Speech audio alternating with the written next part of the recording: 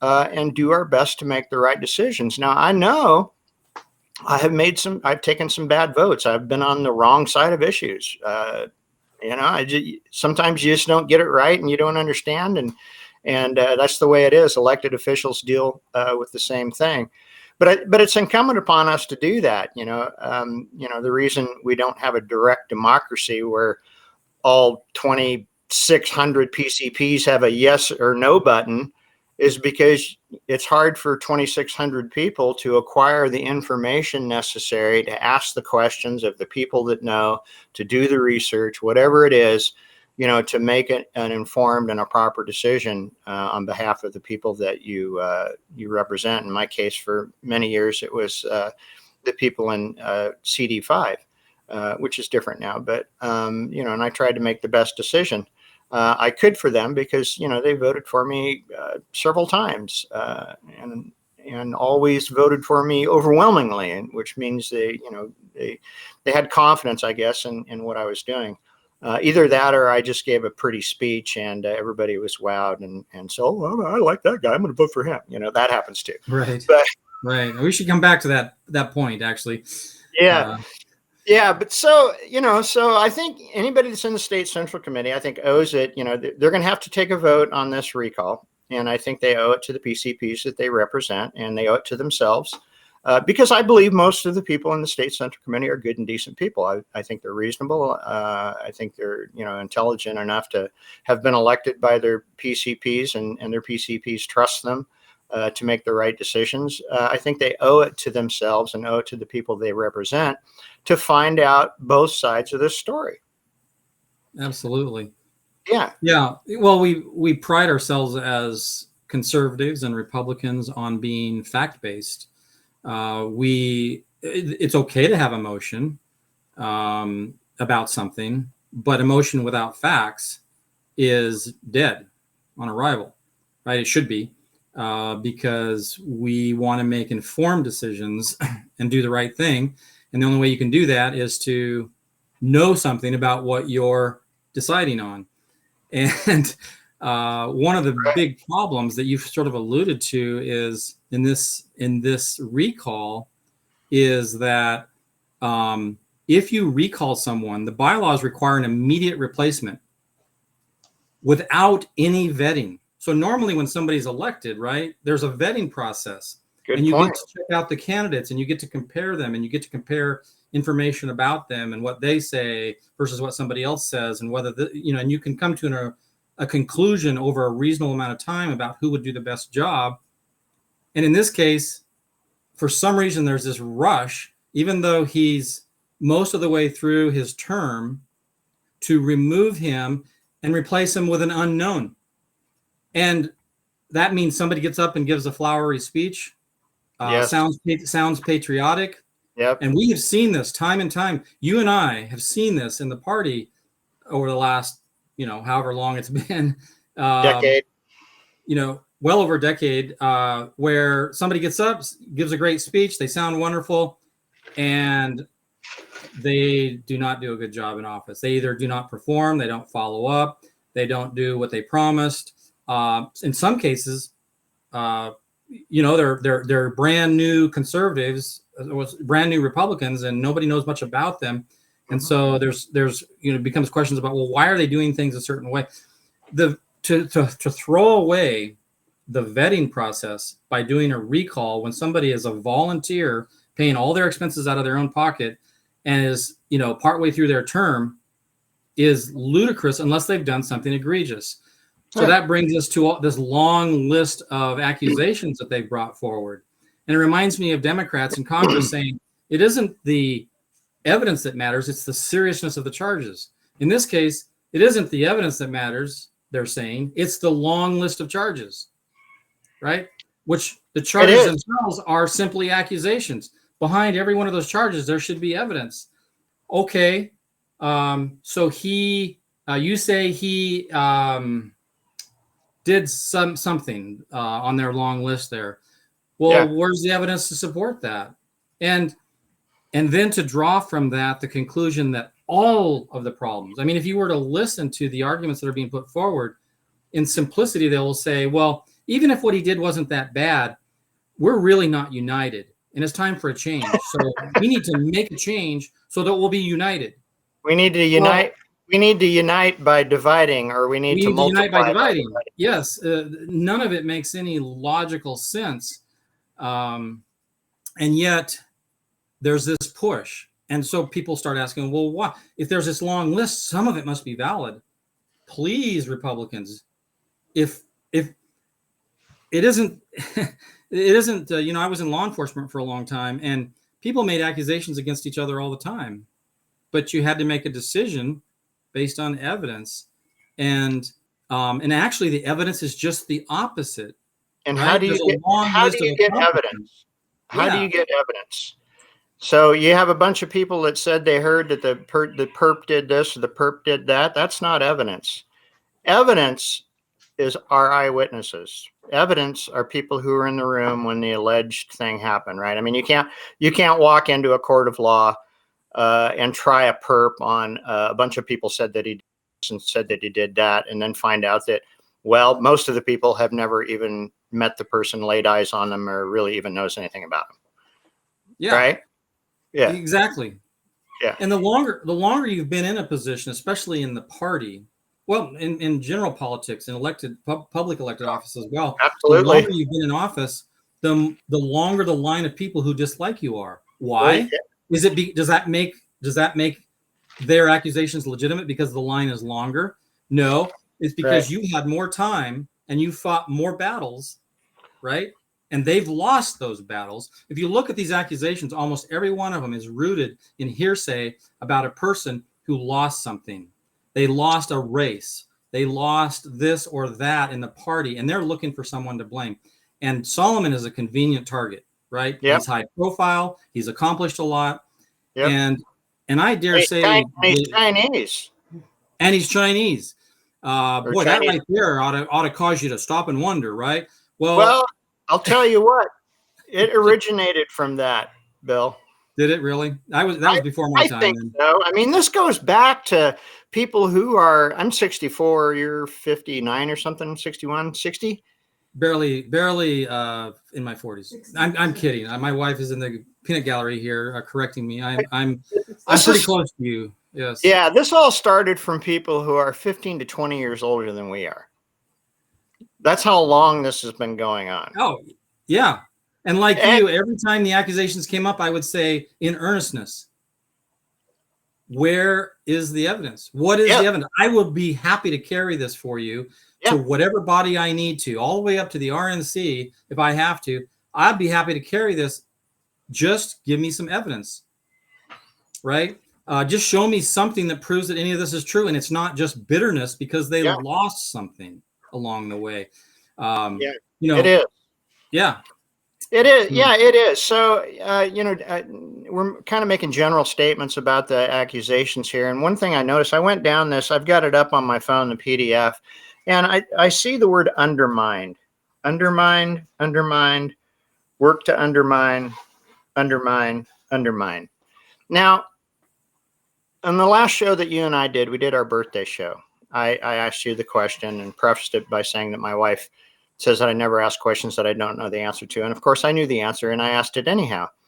You and I worked together, served together in the ORP for a long time, several years. And I know for a fact that we were on different sides of an issue. In other words, you voted yes and I voted no, or I voted no and you voted yes.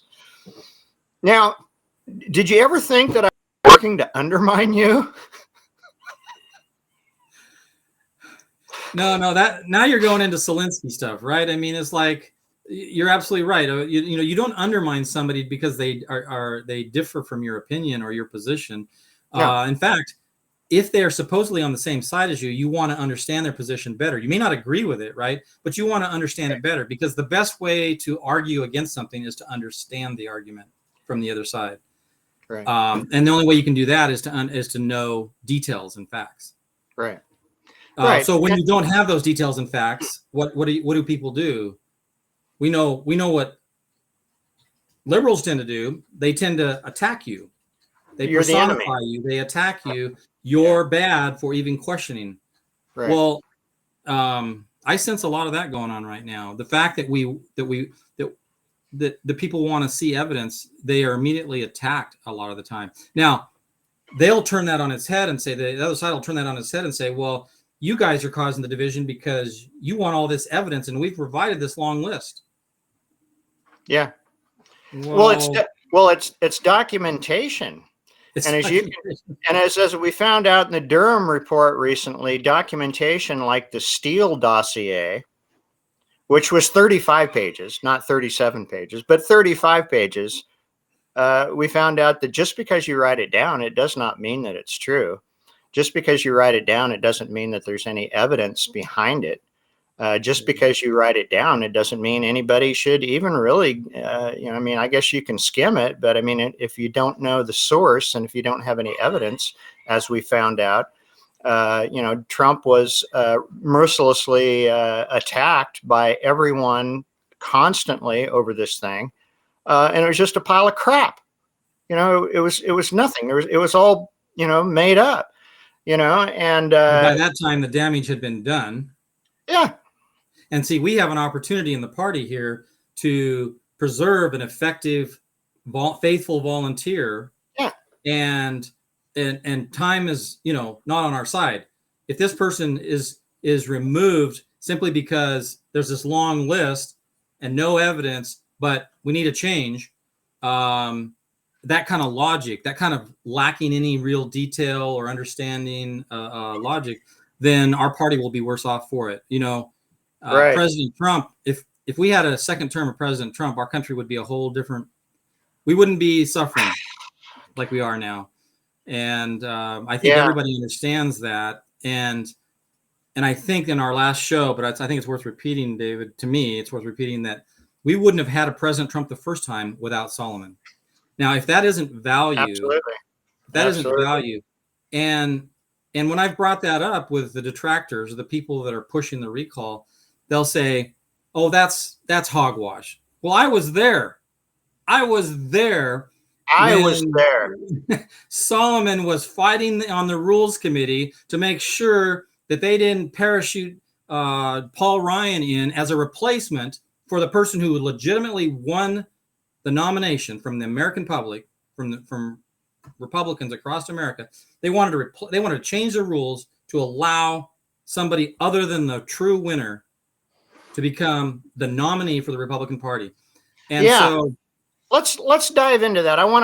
Let's dive into that and cover it, and then I want to go back and do a chronological, it's not from top to bottom on this, on the points on this recall, but because it's not on there, but it's a super important thing because you were there in 2016 in Cleveland.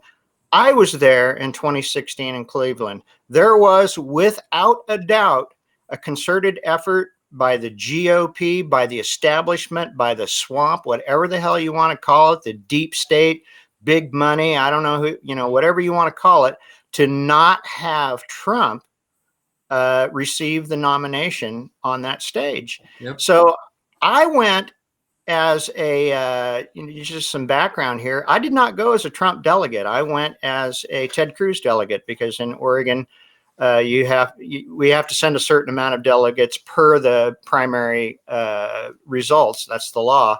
And one of the things I said in my speech to be elected as a delegate was that I will in no way, no how change my vote. I don't, you sent me there to vote for Ted Cruz. I'm going there to vote for Ted Cruz. That's just all there is to it. Right. And the fact of the matter is there was a very concerted effort behind the scenes. We were all staying in the same hotel. There was a lot of talk, a lot of hallway conversations to unbind the delegates. Oh my, yes, a lot of pressure. A lot of pressure. There's some big names that were applying the pressure as well. So the whole, basically the plan was to unbind the delegates, and the delegates could vote for whoever they wanted. Now we know that they called it vote your conscience, which is a complete play. You make a promise, right? Didn't your conscience kick in and say, I need to honor that promise? But their argument was vote your conscience, break your promise, vote your conscience. It's incongruous, right? I mean, anybody with anybody that really thinks through that realizes they're asking you to violate the very principles that you claim to have. Right. And so, and it was not unknown at all that the RNC wanted to parachute in a different candidate, and Reince Priebus was the chair of the RNC at that time, and so it was a real pins and needles time there to kind of see what was going to happen. Yeah. And I know that for the RNC members, which you were one, you were chair at that time, I believe, right? Yeah. Yeah, you were chair, and Solomon was the national committee man. So we had 3 members of the RNC. I know for you guys, you were doing a lot of wrangling to try to make it so that couldn't happen. I know one of the things that these people who will they'll brutally mock us, by the way. They'll have a great time on this show, and people send us both screenshots of everything they say. But one of the things they say is that Solomon tried to change the rules so Trump wouldn't be nominated. And what people That's don't exactly understand, the opposite of what happened. what people don't understand is, I think it's the Jeffersonian rules, or whatever rules the House uses in the House of Representatives in Washington, D.C., U.S. House of Representatives. Whatever rules they use, that's the rules that normally are at the convention. Those are the rules that were going to be at the convention. It allows the chair, who is presiding over the convention, almost unlimited power to do anything they want. And so, Solomon said, well, let's change that. Let's do Robert's Rules of Order, because you can't do that with Robert's Rules of Order, right? Right. You can't, you can't just make up what you want. Yeah. So he worked hard on that. And I think you have probably more detail as to what went on there. No, it's just as you describe it, just that simple. Are we going to follow our rules, or are we going to allow whoever's chairing to make it up as they go, so to speak? And the bottom line was that there was this effort to not allow Trump to actually be the nominee. Totally. And there were powerful forces working. It wasn't the majority of the RNC at that time, but there were powerful forces in leadership positions that were trying to make it so that Trump could not be couldn't be the nominee. Right. And there were a variety of ways that could come about. But the thing is that Solomon was in the middle of that fight, organizing, because one thing that people don't seem to understand is that you have sort of seniority at the RNC. The longer you serve, the more you're connected with the people, the more you know people. And Solomon, on top of all of that, had been very effective at bringing about conservative policy and direction to the RNC. Oh, yeah, totally. Creating committees, serving on committees. And he had done a lot to fight corruption within the RNC, I might point out. And so he had a reputation, and it was a privilege, an honor to work with Solomon to get these things passed. And so, that all takes time, and it takes relationships. There's only a handful of people in the whole 168 membership of the RNC, three people from every state, plus the 6 territories. That gives you 168. There's only a handful of people that actually have as much ability to connect with others as Solomon. He's brought, as you know, more governors here and more high-level speakers from the White House, under Republican White House, of course, here, Oregon, some for fundraisers, some not for fundraisers. In fact, this is the funny thing that gets me is they'll say, well, what has Solomon ever done? Oh, well, he's been the single largest fundraiser for Oregon, for the Oregon Republican Party, even though that's not part of his job. The actual job of the national committee man is to be a liaison between the state party and the national party, and to focus on national party issues, such as the election of president. Right. It's actually the job of the chair and the executive committee within the state to handle the state level execution. So he's stepping in, bringing people to Oregon, generating hundreds of thousands of dollars in revenue for the party. And then I hear this, and this happened while I was chair as well. I hear this. What has he done? Yeah. Well, you know why they say that, Bill? They say that because they weren't there. They say that because they weren't setting up chairs. They weren't part of any of the fundraising activities. They weren't there. They just say it. And, and I agree. That's not his primary job. When I first got involved in the party, and this is probably a good segue into the list of things here. When I first got involved in the party was 2009, 2010, somewhere in there. I came in with the Tea Party wave. So I was a Tea Party guy, joined the Tea Party groups. And the first actionable item I heard at one of these groups, I believe it was Oregon 912, is that we need to all become PCPs, and we need to help the Republican Party in Oregon take seats. And that was the first thing we did. I went to my local thing. I became a PCP. My wife became a PCP. And in my view, the way I used to pitch it to people is that the PCPs elect the state central committee. The state central committee elects the RNC representatives, and the RNC representatives go to the RNC and elect national leadership. And so, really, it's a perfect example of representative government. Representative government, yeah, exactly. Yeah. Yeah, and as far as I was concerned, the PCP, and actually that's all I am right now is a PCP. The PCP was, had the most important job in the world, and that was electing good leadership, who could in turn elect good leadership, who could in turn elect good leadership. So the first thing on this recall, I know nothing about. It happened in 2008. June Hartley. I'm not sure. I haven't met her. Didn't know anything about it.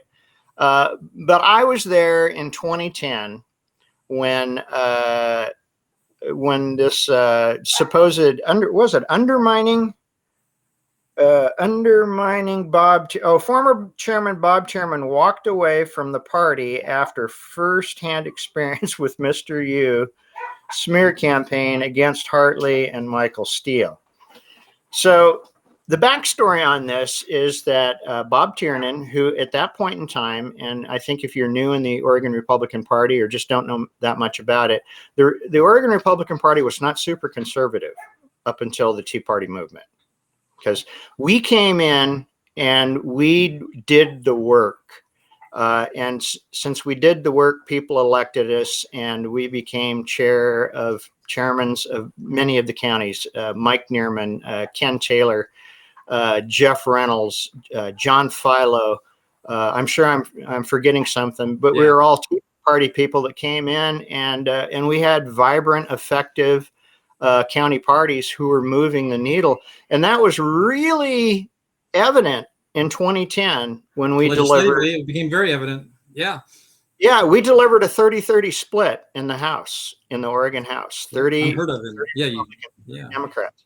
So, Bob, I think Bob was kind of at that point in time, we called them establishment, I guess. I didn't know Bob that well, but I know that he supported Michael Steele. And of course, Michael Steele's, deal is that he spent all of the money in the RNC and ran it 20 some odd $1 million in the hole. 30 million. Yeah. Yeah, $30 million in the hole. And so, obviously, conservative people would not support that, right? I mean, and so the vice chair at the time, Russ Walker, good friend, probably has more, what's the word I'm looking for? I can't think of the word right now. But anyways, he was a very involved, very effective grassroots. He had more grassroots cred than I would ever have. Anyways, he was vice chair at the time, and he said, Bob, it's wrong to support Michael Steele. And of course, Mr. Tiernan was one of the three members of the RNC representing Oregon, and he was a Michael Steele guy. Well, Solomon didn't support Michael Steele because Michael Steele ran the party into the ground. And so Russ Walker, he went around and he talked to the whole state central committee. He says, "Are you gonna elect this guy again?" And they said, "No, probably not." And we're talking about Bob Tiernan here. So Bob Tiernan decided not to run again.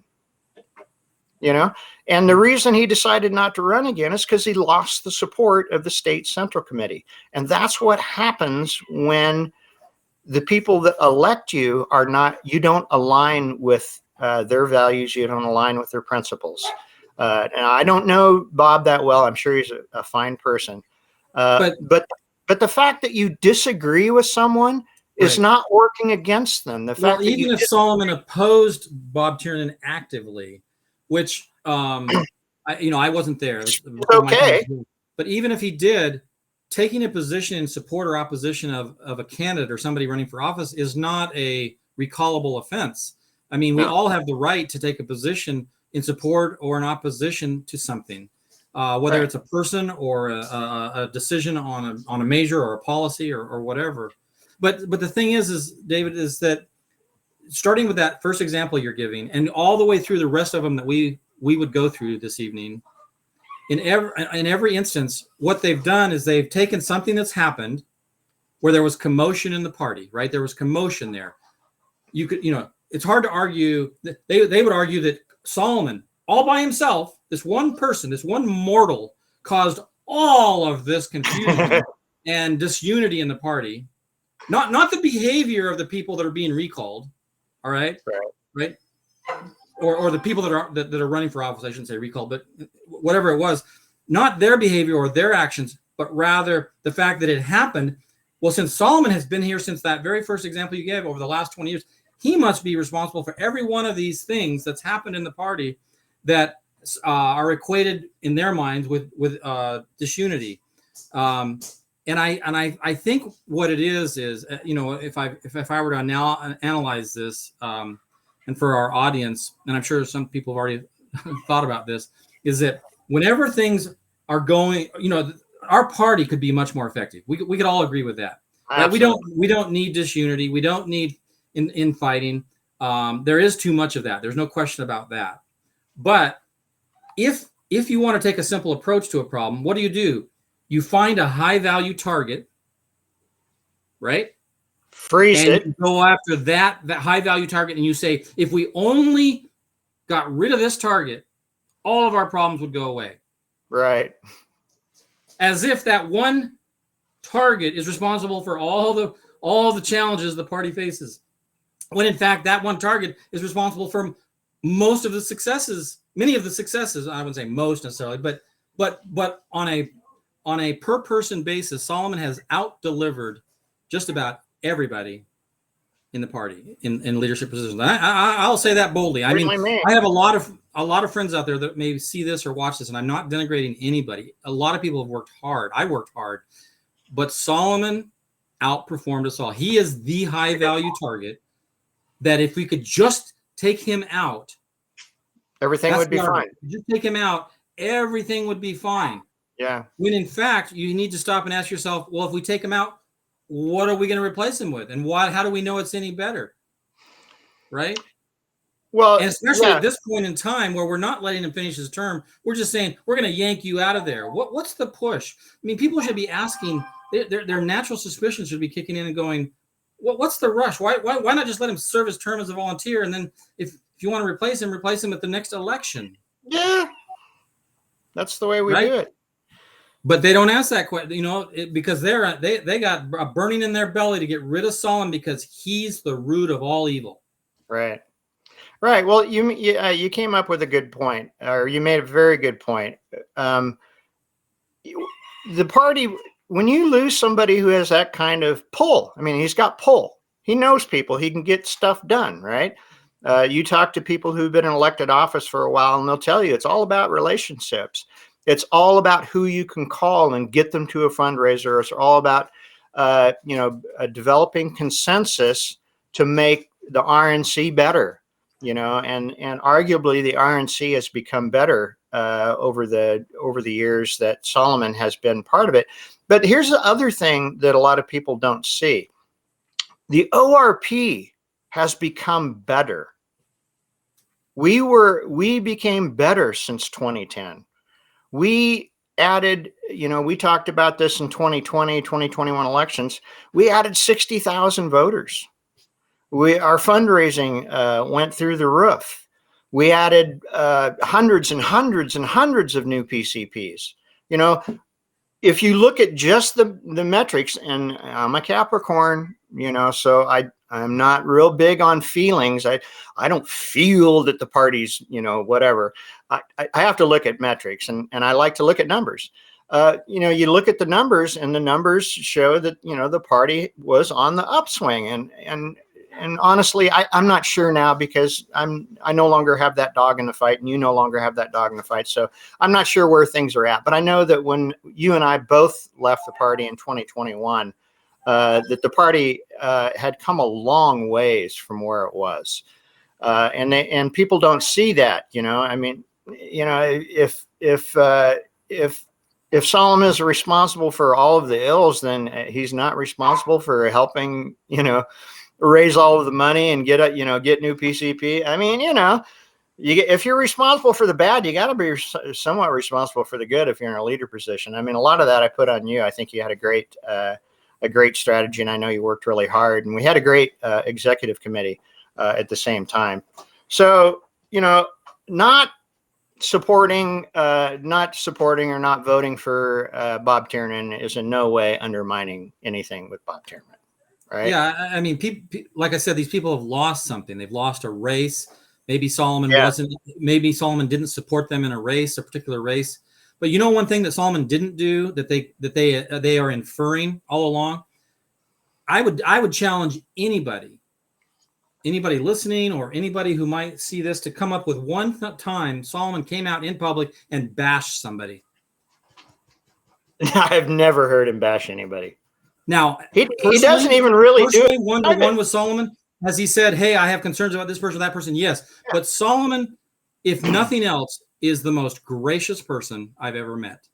Yeah. One of the most gracious people I've ever met. In spite of all of these attacks, because he was so effective and other people were jealous or were on the wrong side of an issue from what he was on and lost, they are coming after him. And this same small group has spun up a whole new group of faces that are out there who've not been with the party more than a year or two. And some of these people pushing the recall haven't even been there with the party a year, and they're behind the recall, right? They're pushing the recall. Some of them aren't even Republicans, right? And they're pushing this recall, and nobody's asking why. Yeah. Why are all these outsiders or these brand new people the face of this, when it's the same exact arguments that have been around for 20 years, long before they were here? And they're pushing these arguments as if they were there and their truth, and they weren't. Well, let me read you a tweet, which was a tweet from a known leftist commie troll who trolls GOP House and Senate staff, as well as House electeds, on Twitter. That's all he does. His account is Salem Kaiser Proletariat. You know, comrade, yeah. So he's replying to a GOP House or Senate staffer, I think Senate staffer. He says, LOL, your party is in revolt and recalling your national committee man because the crazies on your side think he's a communist. So even the communists know that Solomon Yu is not one of them. You know, we all know, this is one thing David, I learned while I was chair of the party, is that we all know that we're the underdog in Oregon, right? Yep. Oregon, we call Oregon a blue state. Some people argue it's purple, whatever color, whatever shade. Hey, we're D+10. We're the underdogs. We're the ones struggling to survive in a state that is leading the nation in many ways and going Marxism, right? Skipping right over communism, right to Marxism in many cases, right? Dictatorial powers on the part of the governor executed against the Constitution, left and right. We all know that we live in this cesspool of what do you call it? Denial of freedom, left and right. It's a petri dish of American communism. That's what Oregon is. Exactly. They try stuff in Oregon, and if it works, they try it in other states. I mean, that is not a joke. Other states, when I was on the RNC for 6 years, other states would come up to me and go, you know what, you guys passed this thing, and then pretty soon they're doing it in our state. Sorry. Right? Whether it's whatever. I mean, think of just about anything that's highly on the left side of things that's passed in Oregon in the last 10 years. And it's been the petri dish, like you said. Yeah. So, it's we were talking about something else and I lost my train of thought. I wanted to get back to it, but now I'm apparently need to also in 2010, I think we may have covered this. Mr. Yu employed repeated lies and deceitful tactics to undermine, there's that word again. We'll just disagree. To disagree with Michael Steele and the RNC staff.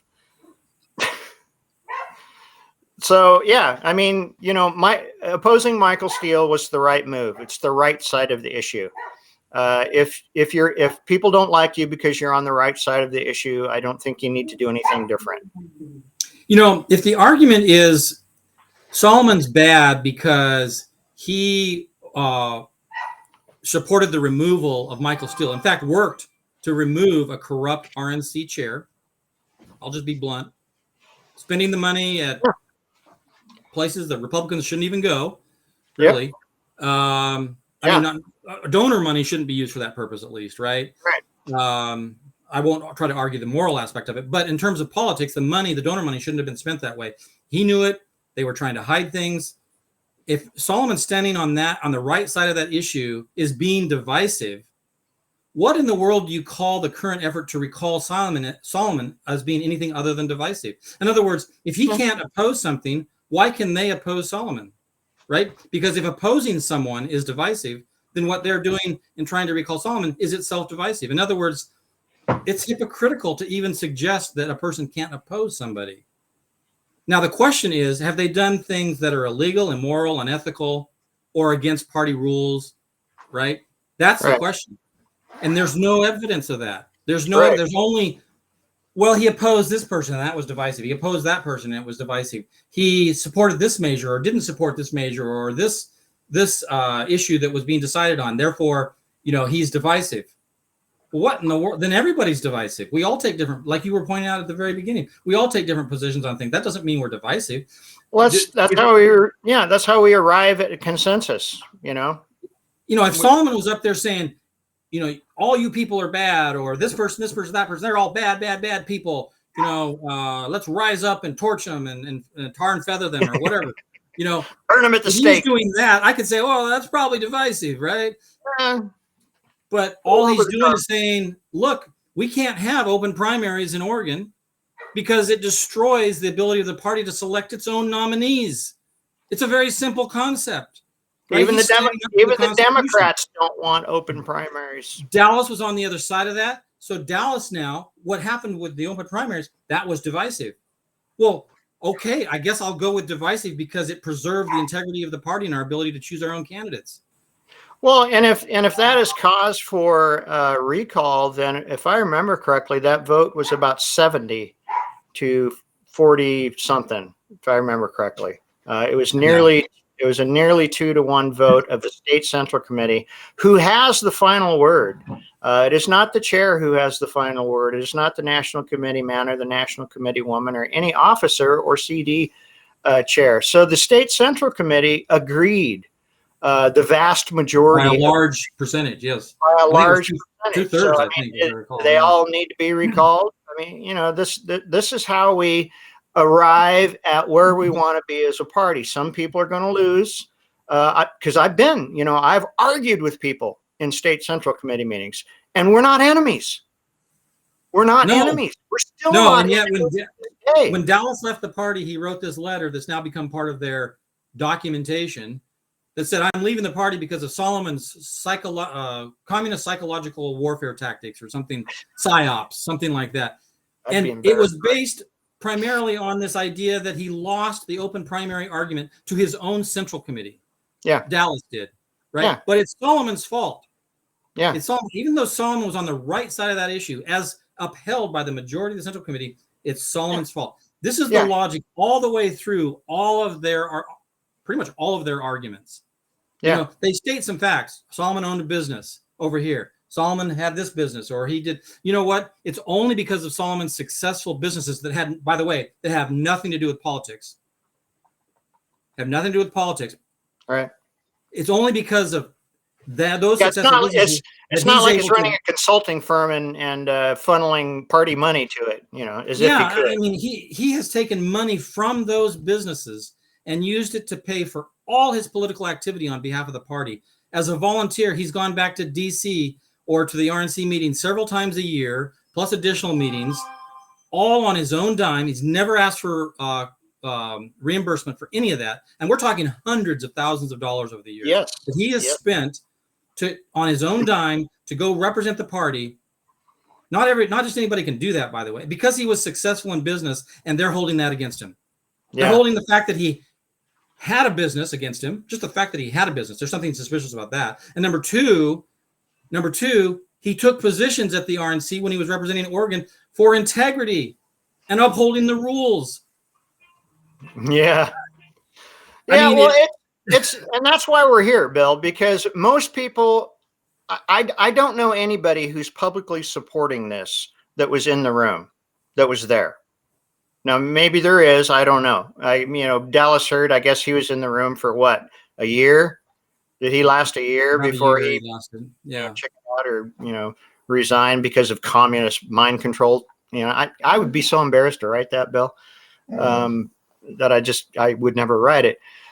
And so I want to circle back on the premise here of people winning and people losing. Now, I think arguably the first two things that we talked about, I'd say everybody won because Solomon opposed Michael Steele. But you and I, even though we were witnesses, we didn't directly benefit, nor did we directly lose. And none of this in here did you or I directly benefit or directly lose. So, we were just there. That's all. We were just there. And so we know what happened. So we got no dog in the fight. We have no reason to spin it. I mean, we're both friends with Solomon. Solomon's a pretty decent guy, I think. And I got to know him in the later, part of my service to the ORP. But, I just want everybody to know that, we didn't win or lose because of any of this stuff. So the next thing on there is Mr. You undermined, I guess that's disagree with or didn't support, Susan Gallagher, ORP chair. Now, I think that's I was there. I remember it. I was in the thick of that one. Yeah, you were in the thick of that one. So explain what happened there. Just hit the high points. Sure. She was spending money to pay her personal friend, I think formerly a hairdresser, to be the secretary to run the office at the ORP, something like $5,000 a month. And Ken Taylor, the current treasurer, said, "You're not authorized to just do that. That has to be run by the executive committee." And she went into a fit about it and got upset, and she had gotten called out, and she didn't like it. And Ken Taylor, I'll tell you, as treasurer, I can't tell you how much I appreciate being sort of next to him as he stood up for what was right in terms of how the money was handled in the ORP. And so money's hard to come by in the ORP. She faced a recall for how she was spending the ORP's money to help a personal friend. And it wasn't just that she was doing that. She tried to hide it. She tried to say, no, I didn't spend the money that way. No, I didn't spend the money, until, at some point when you see who's cashing the checks, you know what's happening. And so right. she saw the writing on the wall. She knew that she was going to get recalled, and she resigned. Yeah. And how much did Solomon have to do with that? Nothing. No. Did he think that what she did was right? Was he organizing some effort to remove her? No, she called me and asked for support, and I told her I'm not sure, I can support you. And I don't remember anybody else saying, hey, we need, can we count on? Maybe somebody did call and say, hey, would you be willing to recall her? And I think I may have given the same answer, but none of those people were Solomon. So, and neither you or I benefited from that, right? I mean, I think you were vice chair at the time. I was vice chair at that time. Yeah. And so she resigned. We didn't have to recall her. So the next thing on the list, Mr. U works to undermine ORP chair Art Robinson. Now, he was elected very narrowly, I guess, now that I remember it, because I was in the room, very narrowly by one vote, if I remember correctly, maybe two, over you to replace Susan Gallagher. So you still didn't, I guess you didn't win anything by the Susan Gallagher resignation. And I will preface this by saying that I knocked doors for Art Robinson. I believed Art Robinson, and I still vote for Robinson because he's my senator. I had high hopes for Art Robinson. I actually thought at the time when he was elected that maybe that was the culmination of the Tea Party takeover, if you will, of the Oregon Republican Party. But I was on the executive committee, and for those who are unaware, there's an executive committee that is comprised of all of the officers, the national committee persons, two of them, and CD chairs and vice chairs. I think it's 17, 16, 17. Also a representative from the House, a representative from the Senate. And so the executive committee does all of the business of the party in between state central committees, which are very expensive and only happen 3 or 4 times a year. And so, but we'd have meetings every month, and I was in, I think, every single one of those meetings. I may have missed 1 or 2, but I don't recall Solomon Yu ever undermining Art Robinson. He may have disagreed with him on some stuff, and Art kind of had a my way or the highway style of leading a volunteer organization, which might not be the best way to do that. But I still think he's a solid senator. He'll take the right votes. I'm sure of that. I don't recall any of that, and neither one. You bring up something that's very interesting because they say that he undermined Art Robinson. Well, let me preface that. Let me give a little bit of the backstory there, is that when Suzanne Gallagher resigned, Art stepped up and said he would run. I was the vice chair, so people said, well, you should run, right? Right. I wasn't planning to run that quickly. I didn't really want to be chair at that point, but it was kind of a natural assumption that the vice chair would step into the chair position. Right. Which happened later in the ORP. Yeah, and many of these accusations against Solomon have their root in not root, but on that list, I would say almost half of those things that they put out are coming from I'll call it the Art Robinson camp. These accusations are from that realm, sort of that time, that frame, that and so on. And none of those accusations had come out at that point in time. It was after Art was elected that those things started coming out. And here's why.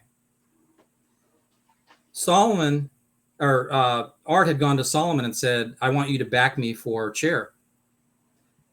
And Solomon said, I'd already promised it to Bill Currier. And that just blew the can off of that. And now all of a sudden, Solomon's to blame for this and that. Art gets. Art served the term. It's not like he was kicked out or was unable to do whatever he wanted to do. I mean, I don't even remember any contentious. Well, I guess there was some contentious stuff in some of the state central meetings, but I mean, it was same as any other chair, same as when you were chair. Some people in the state central committee want this, some of them don't, and you arrive at a consensus by a majority vote. So was he harmed somehow? No, the thing is that Art didn't get his way. You said you mentioned it. You said it earlier, his way or the highway, and it was that way. I remember sitting down, and this is a true story. I remember sitting down with Art. He had just been elected chair. I had been elected, or I remained as vice chair. So, what is the job of the chair? Anybody know? Raise money. Some sort of rhetorical question. Job of the chair is to, if you read in the bylaws, it actually says not a whole lot. Fill in for the chair when they're not available, Oh, vice and chair. Okay. Yeah. whatever other duties are assigned by the chair. Yeah, It's sort of the other duties as assigned type of arrangement, which is fine. So Art and I sat down, and he said to me, I am so sick of not being able to communicate directly with the PCPs throughout the state. I have to go through the county chairs. It just bugs me that I have to. I'm the general, and I can't even talk to my soldiers. And I said, well, Solomon, I remember that. I said, Art, I remember to this day reaching across the restaurant table and touching his arm lightly and said, Art, I would highly recommend you do not start communicating, bypassing the chairs, basically. And there's nothing wrong with communicating with the PCPs. I'm not saying that at all. I'm saying intentionally bypass the chairs of the counties to communicate with the PCPs, to go around your lieutenants, basically, right? Bypass chain of command, as it were, because the counties, I knew at that point that the counties wanted to make sure that their information, that the information was flowing through the counties to the PCPs. I remember that. Anyway, when I brought that up, it was from that point forward, since I had disagreed with him, I was person non grata. He wouldn't utilize me. He wouldn't talk to me. He wouldn't respond to my emails. He wouldn't respond to my calls. It was just, you're bad, Bill. You have, and that's really the attitude of much of this group as well. That approach is, if you don't agree with us, Solomon needs to go, then you're somehow bad, evil, whatever. And I've seen a little bit of that. Many times these are self-professed Christians. I'm a lifelong Christian, but these are self-professed Christians. I'm a convert. Self-professed Christians using horrible language and horrible accusations against other people. Other Christians. These are self-proclaimed Christians. And I'll tell you, that's a brand of Christianity I don't subscribe to. Yeah. And I'm not trying to say that Christians don't struggle or they don't have problems. They do, right? We do, just like the rest of the world. But when you hide behind when you do long posts on social media, quoting the Bible, and then the next sentence or the next post is attacking somebody viciously with horrible insinuations and visual pictures about them, there's something wrong with that picture. I'm sorry, I got a automatic robot vacuum trying to vacuum there. I'm gonna. Do you not save it? Are you like me and you don't really save any time with the robot vacuum because you watch it to make sure it gets everywhere? I've stopped watching it because we trust it now. Yeah. And we don't have anything on the carpet that it could really make a mess with. How's that? So the next thing is, this one's an easy one for me. 2019, Mr. U worked to oust National Committee woman Marilyn Shannon. Well, I can debunk that pretty well because I did. You can do it better than I can, actually. Yeah, I did it. I ran that whole operation.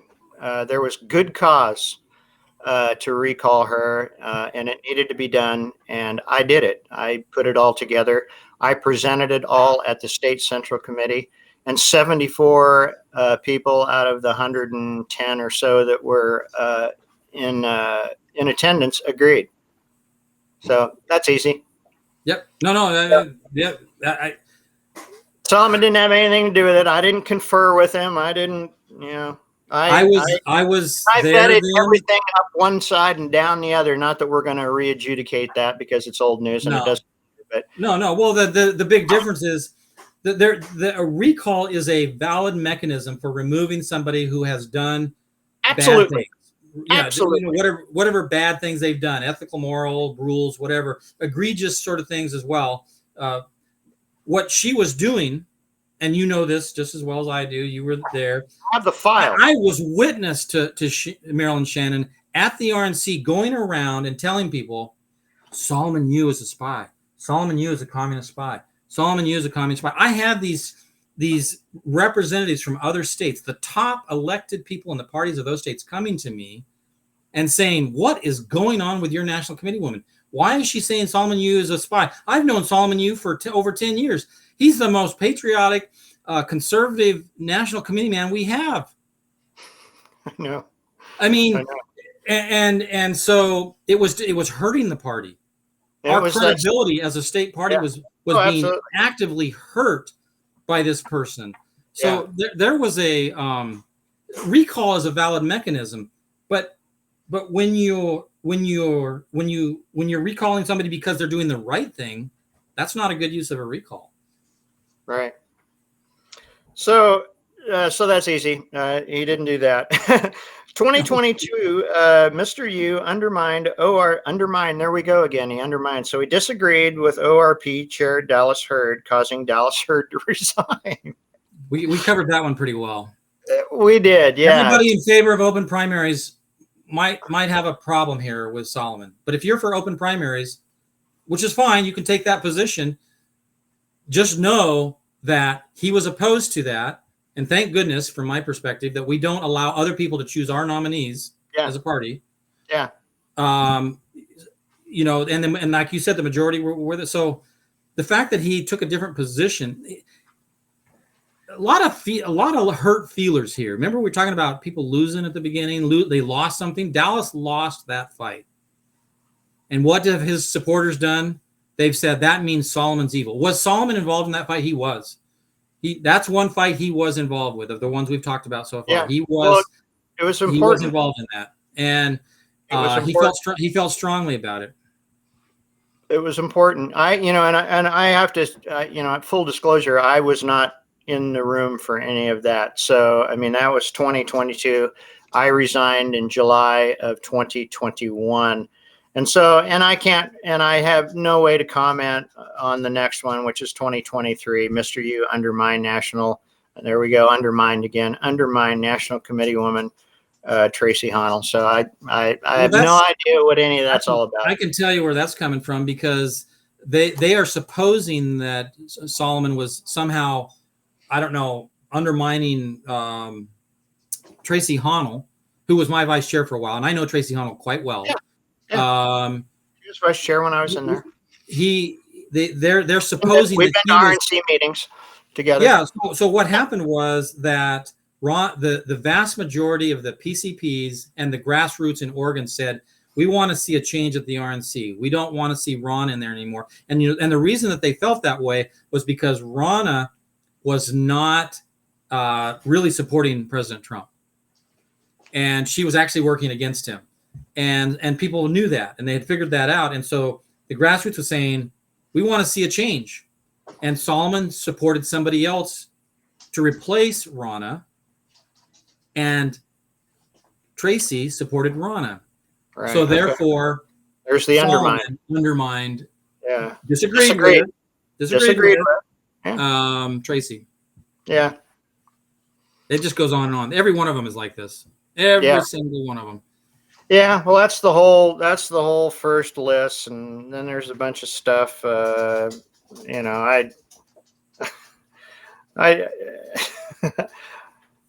know. I mean, it's the same stuff that we've seen. Everyone has seen for more than 10 years, 15, 20, or probably since he started. And again, I once heard it. I think it was 2010 or maybe it was 2012. Somebody called me, and they had to call me, and they had to tell me that Solomon Yu was a communist spy. In my mind, I'm going, what? Because he's Chinese? He has slanty eyes. I mean, what's the deal here?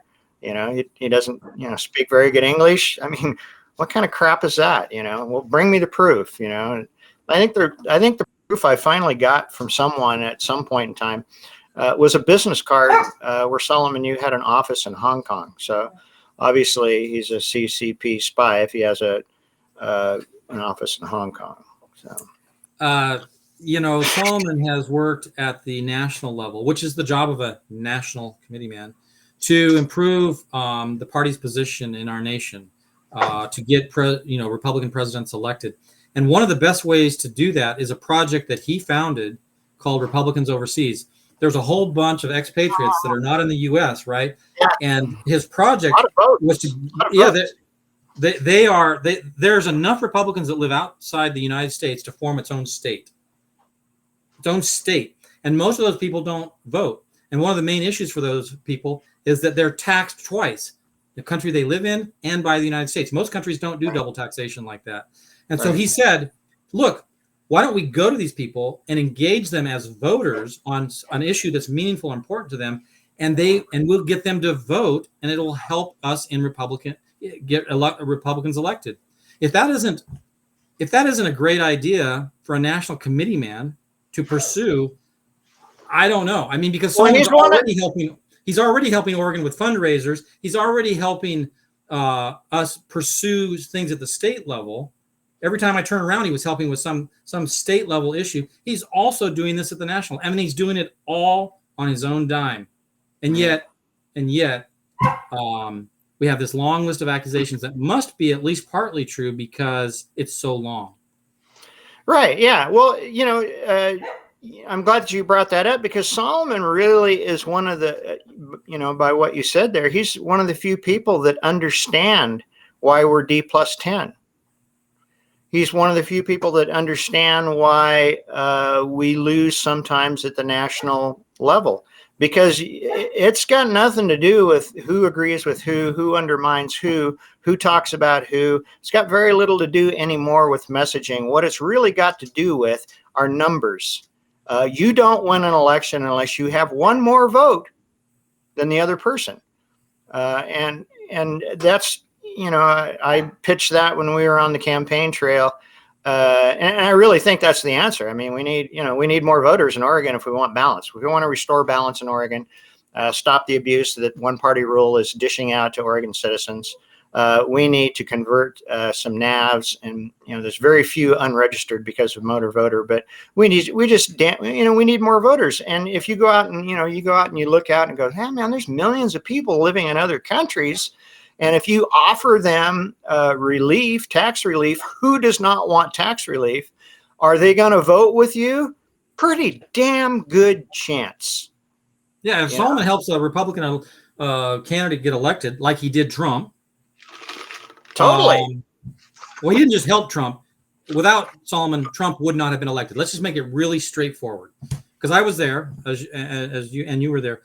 I was. But if he does those things and helps Republicans not only nationally but in Oregon, because it helps Oregon if we have a Republican president, right? Absolutely. Then he's doing the exact job of a national committee man, and he's doing it. All I can say is there's an old saying that a lot of Republicans and conservatives like to use. It's all the time, especially if they have any kind of military background. If you're over the target and you're taking flak, you're probably, you're taking flak because you're over the target. Yeah. He's taken flak, serious flak. Unfortunately, it's coming from some people that are with the enemy, but they're inside. They have snuck in. They have snuck in, and they are attacking a high value target with the objective to destroy a successful person. And whether that's jealousy or envy or greed, or they just want to hurt the Republican Party through infiltration and sabotage, I don't know. There's probably a mix.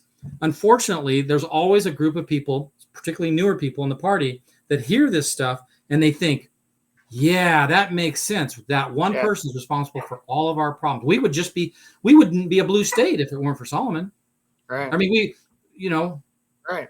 If you take it to its logical conclusion, it is absolutely idiotic and asinine thinking. And yet some people will buy into it. And that's why David, when we started the conversation, you asked me if I was enjoying. I am enjoying my semi-retirement, but I am too. I am not willing to let a person who's devoted decades of his life to conservative values, because he came from communist China and recognizes the freedoms that we have must be preserved, to take a fall for a number of people who can't handle it due to jealousy, or they just want to hurt the party, or they've lost something in the past due to a fight with Solomon, some sort of political battle with Solomon that they lost. Is that really where we want to take the party? And do we want to do this in a way that brings in some unknown or even a known, but we don't get a chance to vet them and find out why they're winning? That's what's going to happen. You and I are instrumental.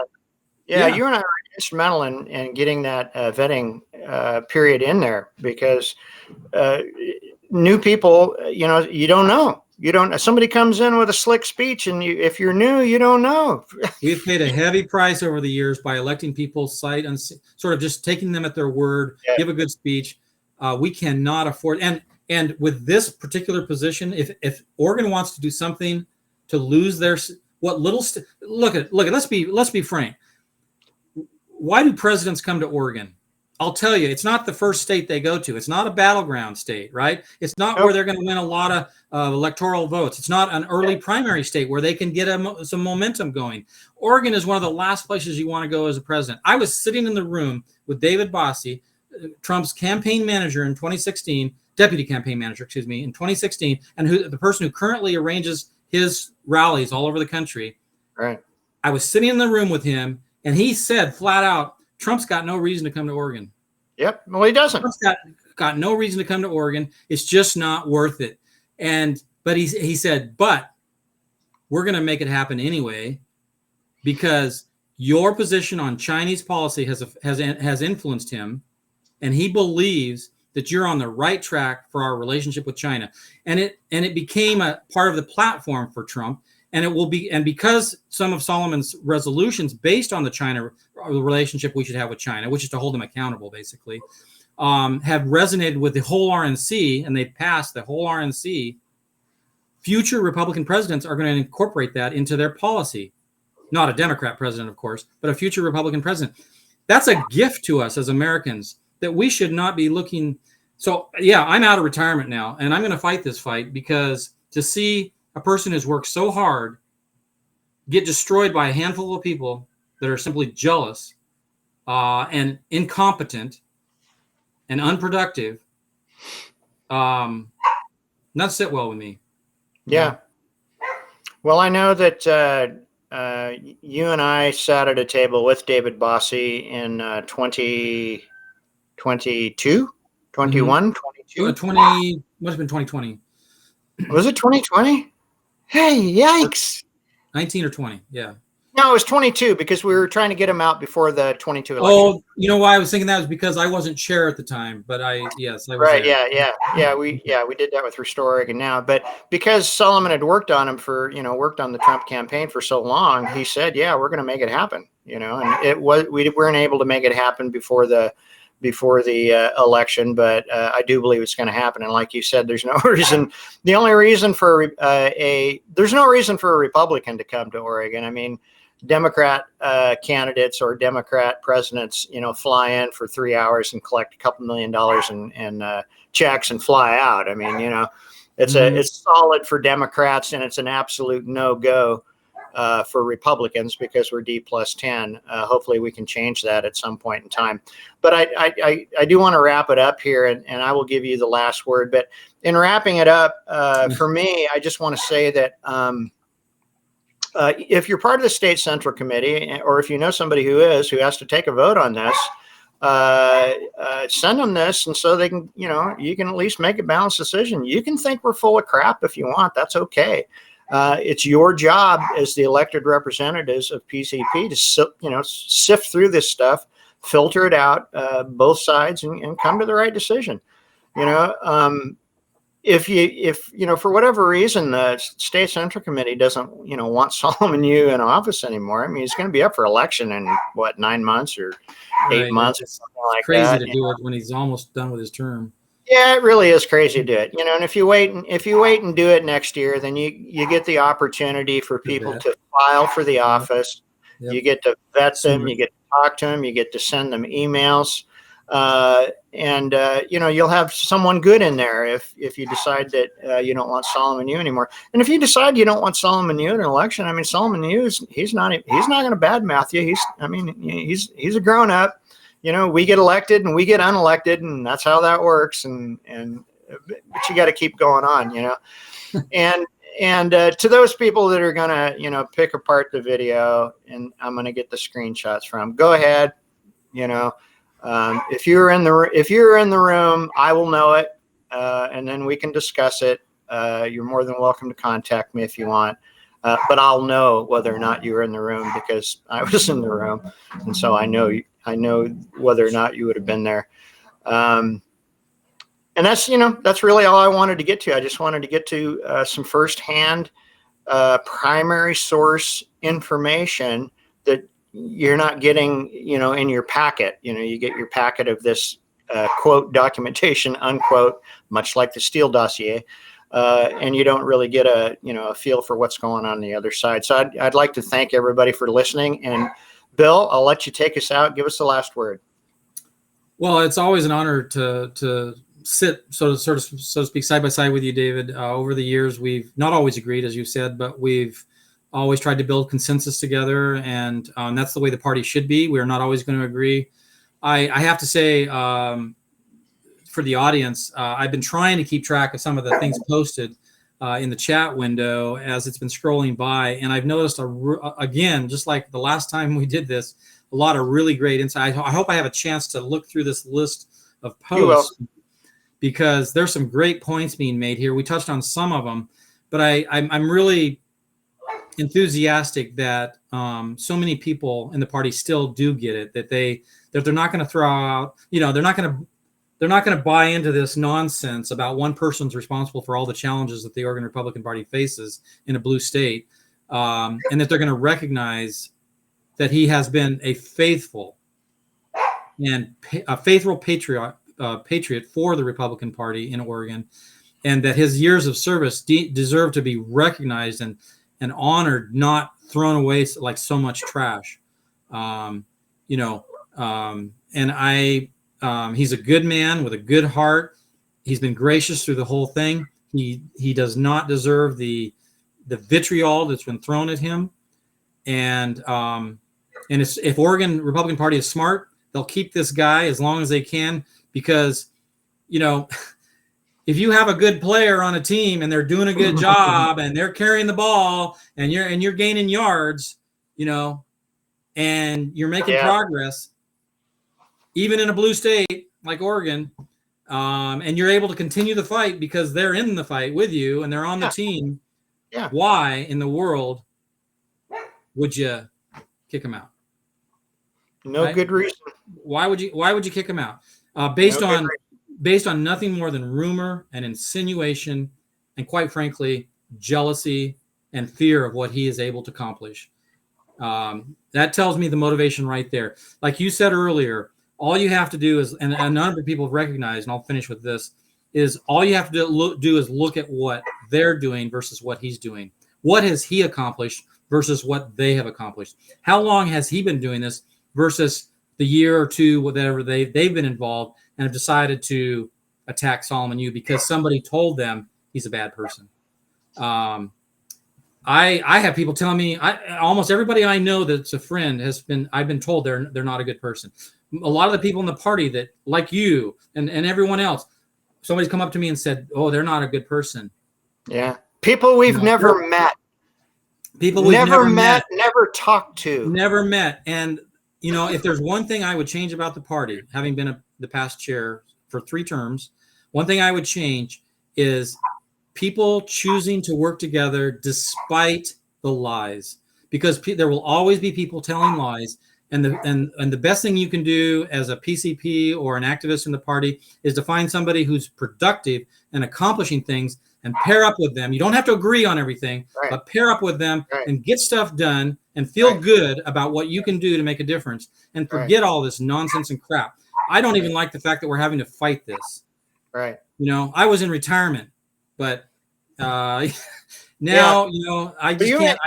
I cannot stomach this. I cannot stomach a good man being destroyed, or the attempt to destroy him. I don't think they're going to be successful, but I don't think so either. But you made a really good point. I already signed off, but I do have to say this. Before I became chair of the Marion County Republican Party, for whatever reason, a bunch of people got together outside of the party, didn't invite the chair or I think any of the officers, and they wanted to get rid of the chair. They wanted to recall the chair. And I said, well, elections are just 9 months away. And let me tell you why we wait for the elections. because the chair, although not effective, is not stopping you from doing anything. There is nothing the chair will not let you do. You can knock all the doors. You can do everything that you want without the chair. And everybody in the room agreed. We'll just get it done. And that's what we did. And as it turned out, the chair didn't run again. And I think I was elected. And then we just went from there.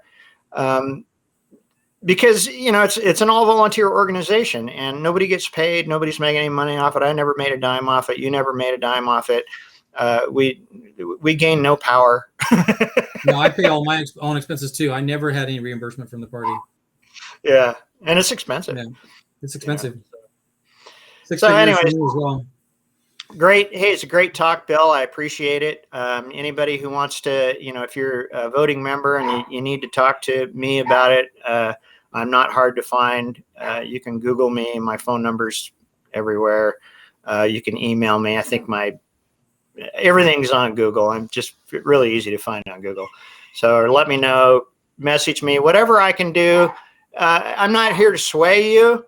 But if I can fill you in on, the other side and you make your own decision, I think that's the best thing. Yep. So. And the audience comments are great. I'm really enjoying them. They're spot on so many things they're saying. I wish we had time to cover it all, but we're working on that swing vote, right? Those people that are willing to make a reasonable decision based on information. Yeah. Yeah. Hopefully they get some of this information and they make a good decision, at least an informed decision. So. And if you're hearing this and you're not willing to consider it and make an informed decision, then you might want to rethink whether or not you should be an elected representative of other people, because really that's your job, is to make measured, reasonable decisions based on all of the available information that you can get. Sometimes you're going to get it wrong. You might get this wrong. But as long as you consider the information, you did your job. So. Yeah. I'd like to thank everybody. Thank you, Bill, again. I'd like to thank everybody for tuning in. Do your best to share this in the platforms where it's not banned and censored, which there are some. Two sides are actually allowed. There are some, yeah. I would say, you can find us on Twitter. This is on Twitter. Unfortunately, we've already been kicked off of YouTube, I think, for saying Solomon Yu is not a communist. YouTube kicked us off for that. I'm just kidding. But we've already been kicked off of YouTube, so you can't find us there, but you can find us every place else. Good night, everyone. Good night. Thanks, David.